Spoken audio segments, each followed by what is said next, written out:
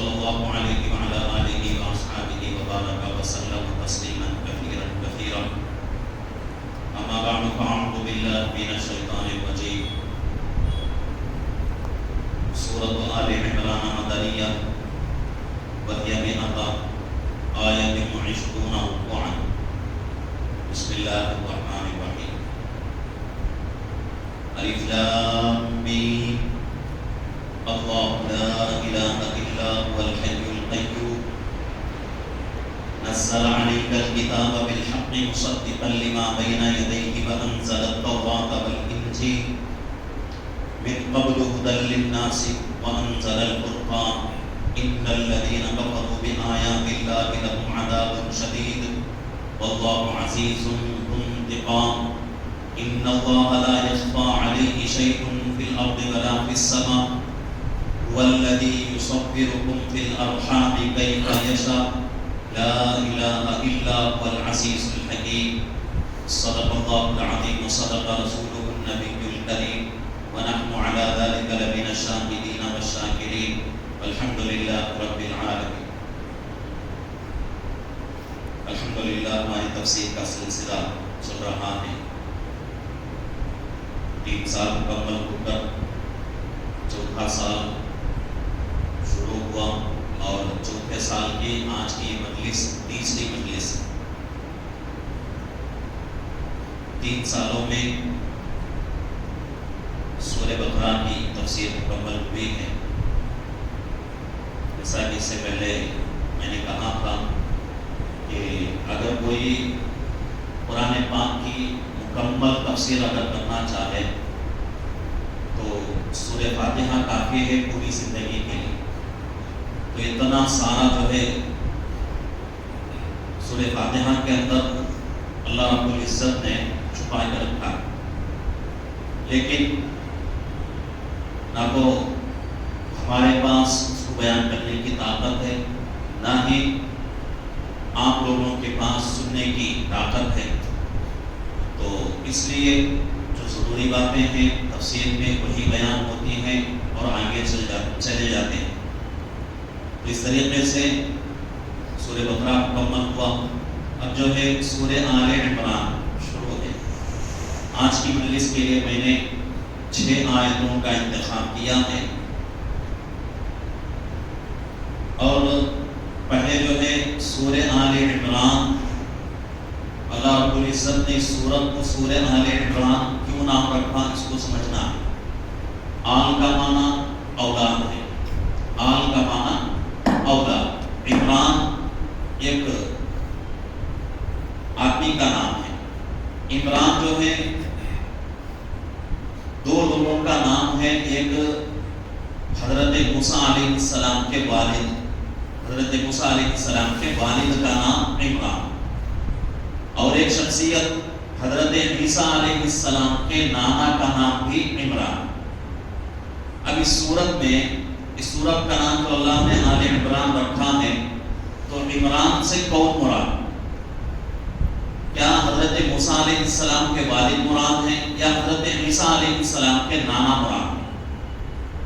تو تفسیر اگر دیکھیں گے تو ہمیں سمجھ میں آئے گا کہ یہاں اللہ رب العزت نے سورت کا نام سورہ آل عمران جو رکھا ہے وہ عمران حضرت موسیٰ علیہ السلام کے والد کا نام نہیں بلکہ حضرت عیسیٰ علیہ السلام کے نانا کا نام.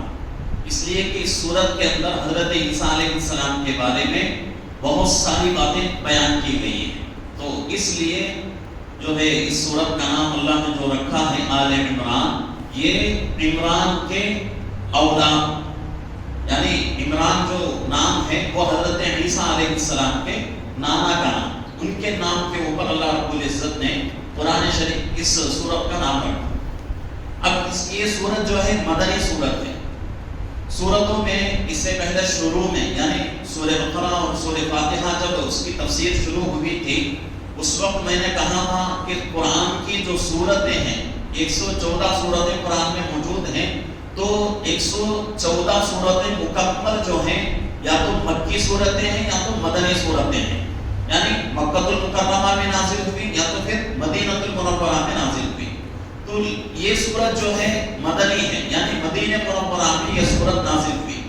اب اس سورت میں 200 آیتیں ہیں اور 20 رکوع ہیں۔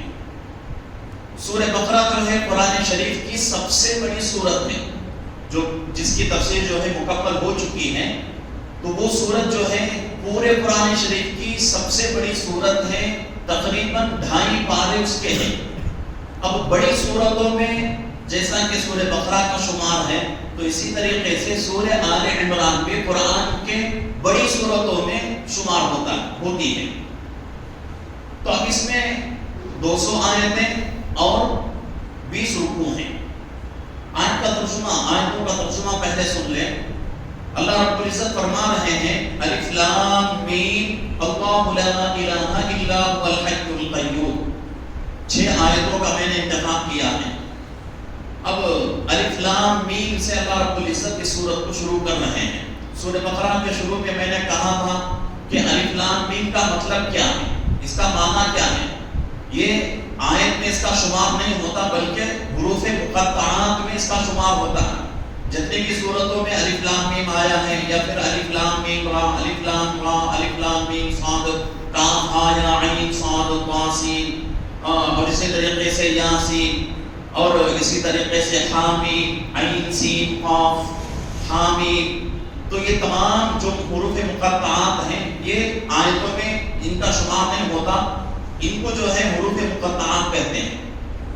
اب الف لام میم اس کی جو ہے مکمل تفسیر میں نے سورہ بقرہ کے شروع میں کی ہے، لیکن یہاں اس کا تھوڑا سا جو ہے میں اس کے بارے میں بیان کروں کہ الف لام میم جتنے کے ایسے حروف مقطعات ہیں، اس کا کچھ بھی معنی نہیں، اس کا کچھ بھی معنی نہیں ہوتا۔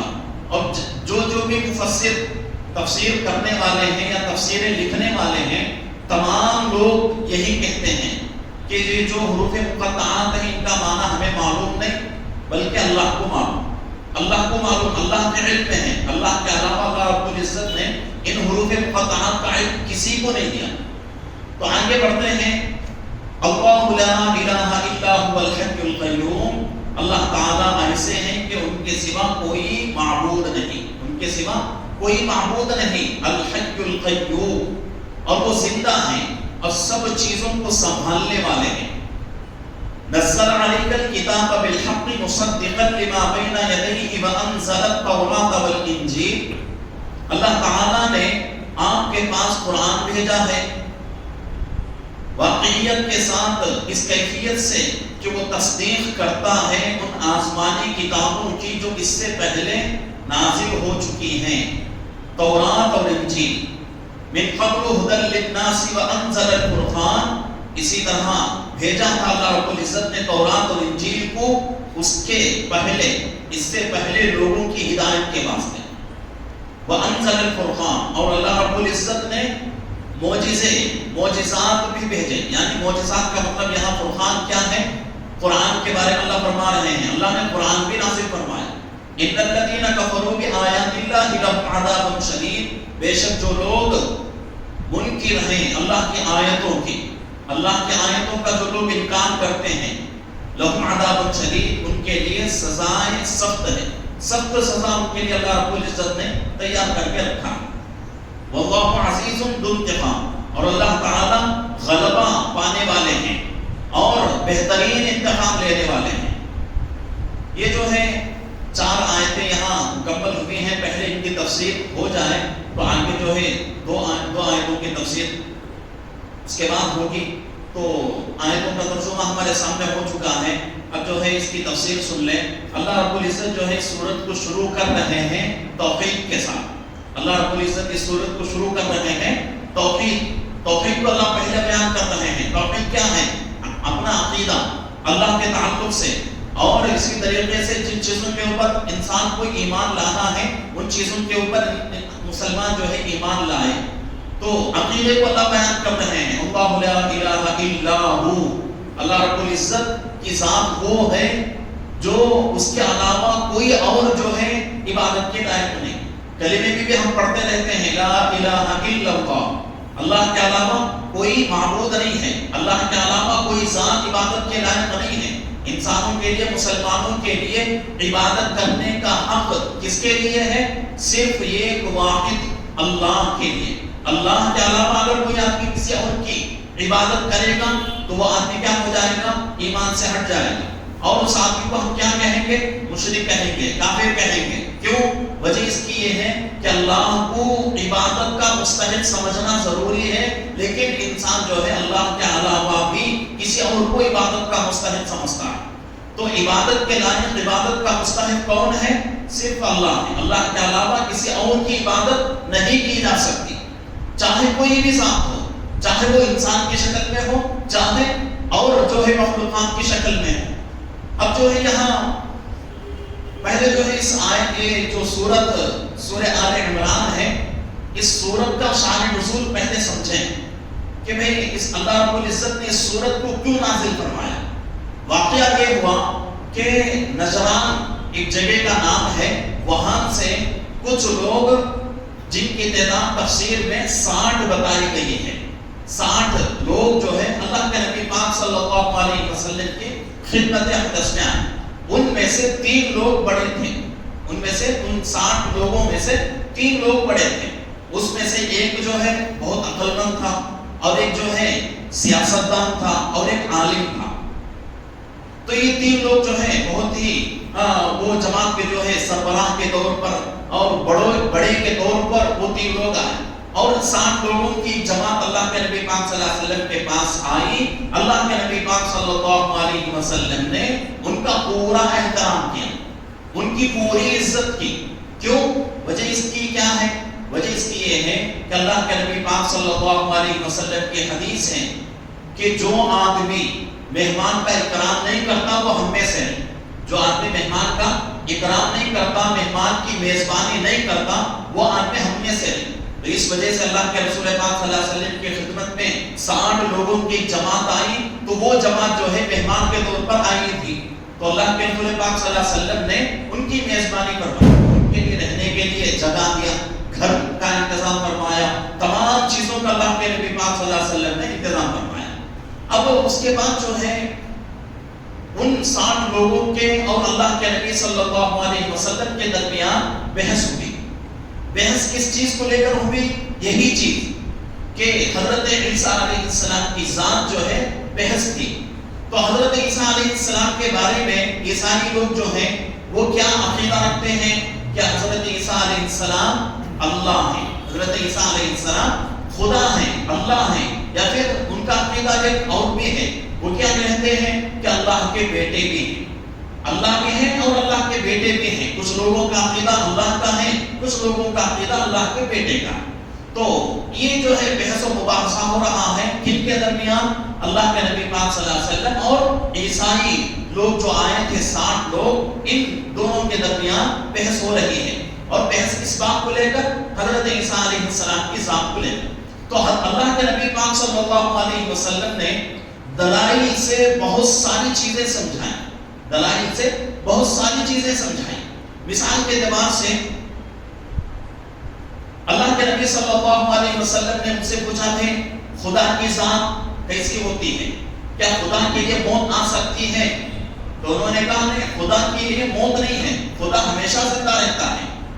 تو پھر جب خدا کے بارے میں تم یہ کہتے ہو کہ خدا جو ہے ہمیشہ زندہ رہتا ہے، تو پھر عیسیٰ علیہ السلام کے بارے میں تمہارا یہ عقیدہ ہے کہ عیسیٰ علیہ السلام کو موت آ گئی، پھر زندہ ہوئے، اس کے بعد آسمانوں پر اٹھا لیا گیا، یہ تمہارا عقیدہ ہے.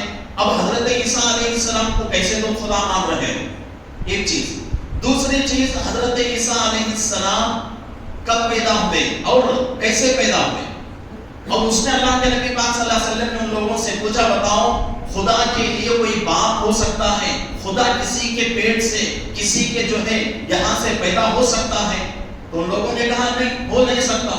خدا وہ ذات ہے جو خود بخود جو ہے موجود ہے، خود بخود اس کا وجود ہے. تو اللہ کے نبی صلی اللہ علیہ وسلم نے ارشاد فرمایا تو بتاؤ حضرت عیسیٰ علیہ السلام کب پیدا ہوئے اور کس کے پیٹ سے پیدا ہوئے؟ ان لوگوں نے کہا حضرت مریم کے پیٹ سے پیدا ہوئے. تو پھر فوراً اللہ کے نبی پاک صلی اللہ علیہ وسلم نے فرمایا جب حضرت عیسیٰ علیہ السلام ان کی والدہ مریم کے پیٹ سے پیدا ہو رہے ہیں تو پھر تم کیسے ان کو خدا مانتے ہو؟ خدا تو وہ ہے جو پیدا کرتا ہے، خدا وہ ہے جو مخلوق کو پیدا کرتا ہے. مخلوق کے پیٹ سے خدا پیدا نہیں ہوتا. یہ اللہ کی صفات نہیں ہے. اللہ کی صفات کیا ہے؟ اللہ کے لیے کسی چیز کی ضرورت نہیں، اللہ کے لیے کسی چیز کی ضرورت نہیں. تو اس طرح جو ہے اللہ کے نبی صلی اللہ علیہ وسلم اور اس جماعت کے درمیان بحث و مباحثہ ہو رہا تھا، اور ان چیزوں کے بارے میں، ان باتوں کے بارے میں آگے صورت میں آگے بھی بہت ساری باتیں آئیں گی. اگر ان تمام باتوں کا اگر یہاں تذکرہ کروں گا تو اصل جو ہے ہماری آج کی تفسیر جو ہے وہ رک جائے گی. تو اس لیے اتنا سمجھنا ضروری ہے کہ یہ صورت اللہ رب العزت نے کیوں نازل فرمائی کہ وہ نجران کا جو وفد آیا تھا اللہ کے نبی صلی اللہ علیہ وسلم کے دربار میں، اللہ کے نبی صلی اللہ علیہ وسلم کی خدمت اقدس میں، ان کے اور اللہ کے نبی صلی اللہ علیہ وسلم کے درمیان جو بحث ہوئی تھی، جو بات چیت ہوئی تھی حضرت عیسیٰ علیہ السلام کی ذات کو لے کر، تو اس کے اوپر اللہ رب العزت نے اس جو ہے سورہ آل عمران کو اللہ نے نازل فرمائی. یہ شان نزول ہے. آگے اللہ فرما رہے ہیں کہ اللہ وہ ہے، اس کے علاوہ کوئی عبادت کے لائق نہیں. عبادت کا لائق کون ہے؟ اللہ ہے. اللہ کی ہی عبادت کی جا سکتی ہے. هو الحی القیوم، وہ زندہ ہے، وہ زندہ ہے. کب تک؟ ہمیشہ سے زندہ ہے. اور کب تک رہے گا؟ ہمیشہ رہے گا. یہ مسلمانوں کا عقیدہ ہے. خدا کی ذات کیا ہے؟ ہمیشہ سے زندہ ہے، ہمیشہ زندہ رہے گی خدا کی ذات. اگر کوئی آدمی یہ سمجھے کہ بھئی خدا کو بھی موت آ جائے گی تو وہ آدمی جو ہے اس کا عقیدہ باطل ہو جائے گا، فوراً ایمان سے نکل جائے گا. تو خدا کے بارے میں، اللہ کے بارے میں ہمارا عقیدہ ہے مسلمانوں کا کہ اللہ رب العزت ہمیشہ سے ہیں، ہمیشہ رہیں گے. تو یہی بات جو ہے آیت الکرسی میں بھی گزری تھی. یہی بات جو ہے آیت الکرسی میں بھی گزری تھی. اس وقت میں نے بہت ساری باتیں آپ کو بتائی تھی. اگر یاد ہو تو آپ جو ہے اس بات کو آسانی سے سمجھ سکتے ہیں. آگے اللہ فرما رہے ہیں هو الحی القیوم، اللہ زندہ ہے اور اسی طریقے سے سب چیزوں کو سنبھالنے والے ہیں. اللہ رب العزت کی ذات کیسی ہے؟ تمام چیزوں کو سنبھالنے والی ہے. اللہ ایسے نہیں کہ بھئی کوئی چیز اللہ کی قدرت سے باہر ہو، اللہ کی طاقت سے باہر ہو، ایسا ہرگز نہیں ہو سکتا. پوری کائنات کا ہر ذرہ اللہ کی قبضے قدرت میں ہے، اللہ کے علم میں ہے. اللہ کے علم کے بغیر کوئی چیز نہیں ہے. اللہ کے علم سے کوئی چیز چھپی ہوئی نہیں ہے. اللہ رب العزت کی جو ہے اللہ کی طاقت وہ ہے کہ اللہ رب العزت جو ہے بیک وقت پوری کائنات کے ہر ذرے پر اللہ رب العزت اپنی طاقت چلاتے ہیں. تو اللہ رب العزت جو ہے تمام چیزوں کو سنبھالے ہوئے ہیں. آگے اللہ فرما رہے ہیں نزل علیک الکتاب بالحق، اللہ رب العزت نے آپ کے پاس قرآن بھیجا ہے، آپ کے پاس قرآن بھیجا ہے اور حق کے ساتھ. یعنی اللہ رب العزت قرآن کے بارے میں فرما رہے ہیں کہ قرآن جو ہے وہ حق ہے. قرآن جو ہے حق ہے. قرآن کا ہر حرف، ہر زبر، ہر زیر، ہر پیش اور ہر نقطہ قرآن کا حق ہے.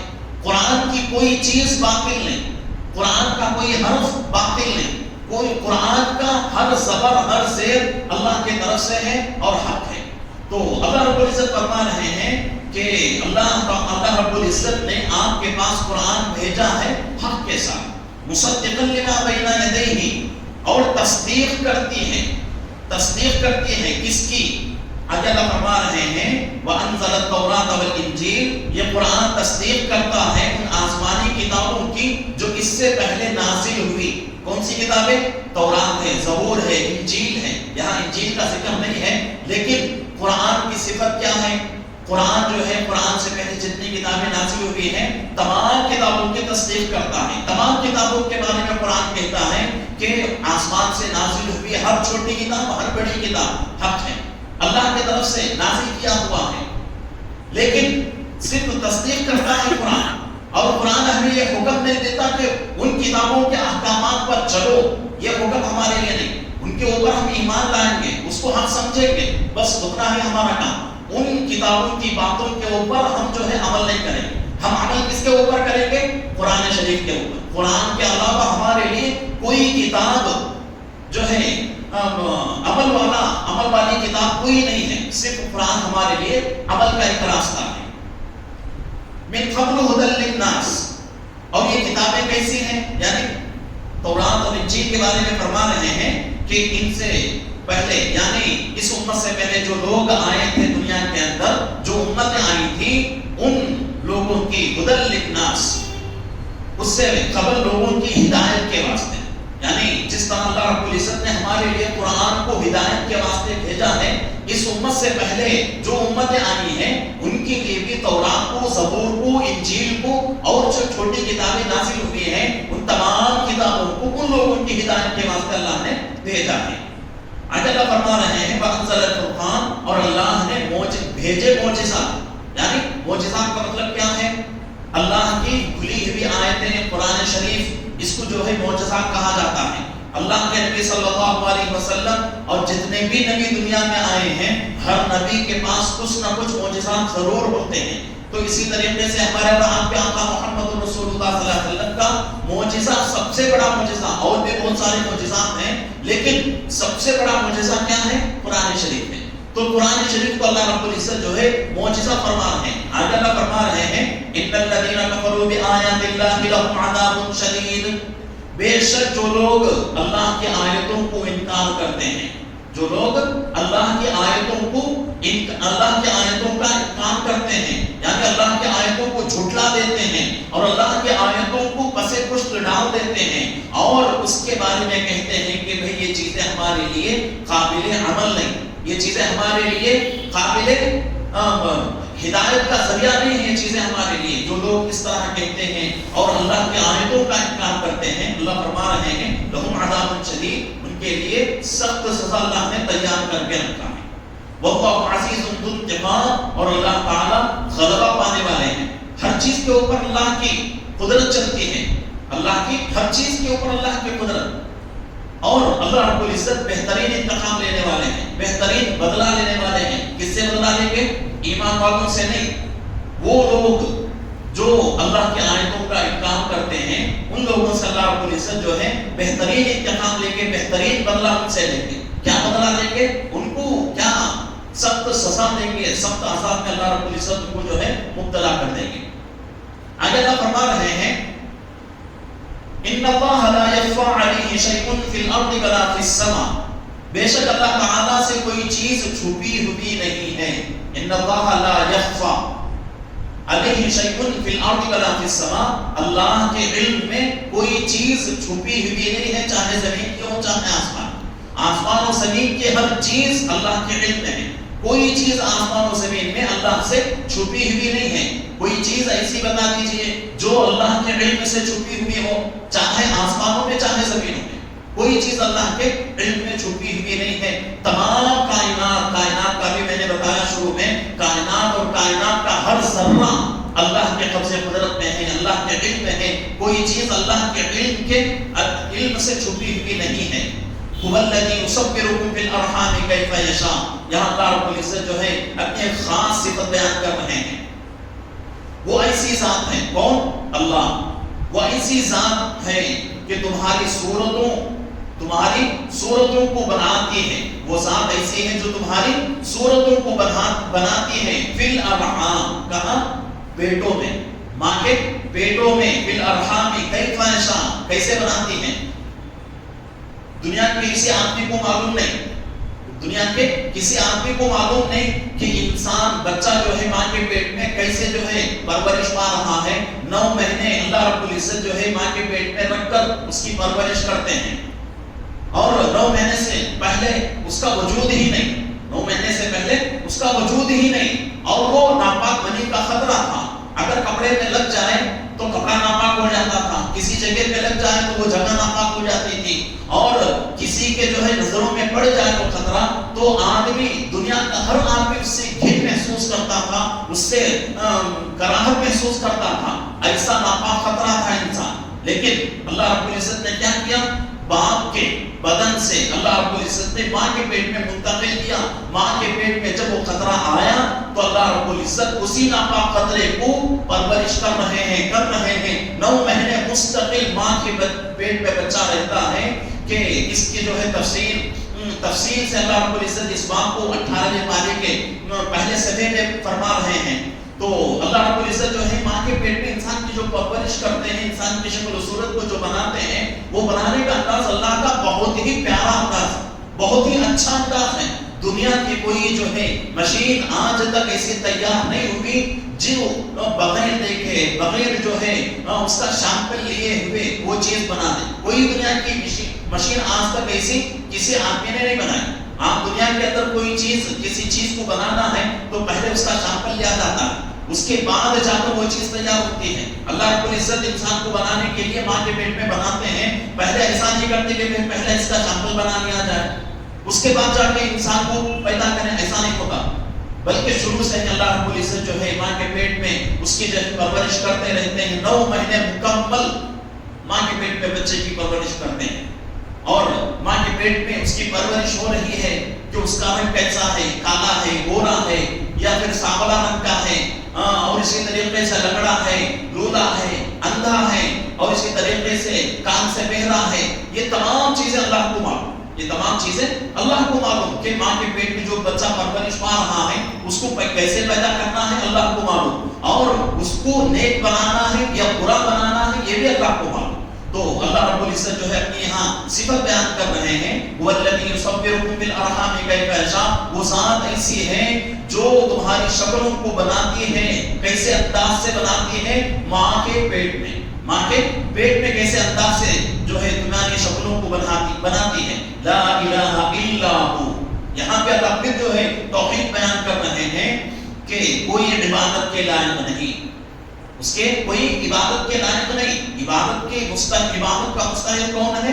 صرف اللہ کی ذات ہے. اللہ کے علاوہ کوئی ذات عبادت کے مستحق نہیں. لا الہ الا ہو العزیز الحکیم, اور وہ غلبے والے ہیں اور حکمت والے ہیں, غلبہ پانے والے ہیں ہر چیز کے اوپر. انہیں کی جو ہے اسی اللہ کی اسی ذات کی جو ہے طاقت چلتی ہے, اسی ذات کی جو ہے قدرت چلتی ہے. اور اللہ رب العزت جو ہے حکمت والے بھی ہیں. حکمت کا مطلب کیا ہے کہ اللہ رب العزت ہر چیز کے بارے میں سمجھتے ہیں, جانتے ہیں کہ اس چیز کو اگر ہم پیدا کر دیں گے تو اس سے کیا ہوگا, نفع ہوگا, نقصان ہوگا, اور اس چیز کو پیدا کرنے میں حکمت کیا ہے, اور اس چیز کو پیدا کرنے میں بہتری کیا ہے اور نقصان کیا ہے. تمام باتوں کو اللہ رب العزت جانتے ہیں. تو اس لیے اللہ رب العزت جو ہے حکمت والے ہیں, اور بڑی اللہ کی حکمت بہت بڑی ہے. اللہ کی حکمت بہت بڑی ہے. اللہ رب العزت اپنی حکمت سے ہی انسان کو جو کچھ دیتے ہیں اپنی حکمت سے دیتے ہیں.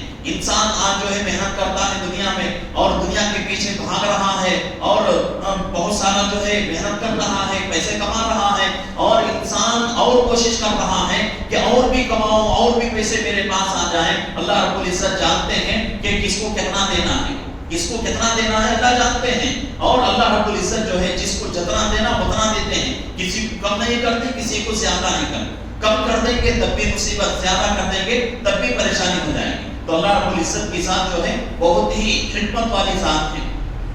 تو یہ جو ہے سورہ آل عمران جو ہے یہاں سے شروع ہوئی ہے, اور آج جو ہے 6 آیتوں کی تفسیر ہوئی ہے. آگے جو ہے بہت ساری باتیں ہمارے سامنے عقائد کے تعلق سے آئیں گی, اور اس صورت کے اندر اللہ رب العزت جو ہے عقائد کو ہی بیان کر رہے ہیں حضرت عیسیٰ علیہ السلام کے, اور جو ہے دوسری بہت ساری عقائد ہیں, ان تمام عقائد کو اس صورت میں بیان کر رہے ہیں. تمام ساتھیوں سے گزارش ہے کہ تمام ساتھی جو ہے ہر مجلس میں پابندی کے ساتھ لانے کی کوشش کریں, اور جو تفسیر ہمارے سامنے ہو رہی ہے اللہ رب العزت سے دعا ہے کہ اللہ رب العزت ہم تمام کو ان چیزوں کو, ان عقائد کو اپنی زندگیوں میں لانے کی, اپنے عقائد کو درست کرنے کی, اور قرآن احکامات کے مطابق زندگی گزارنے کے اللہ ہم سب کو توفیق عطا فرمائے. آمین. وآخر دعوانا الحمدللہ.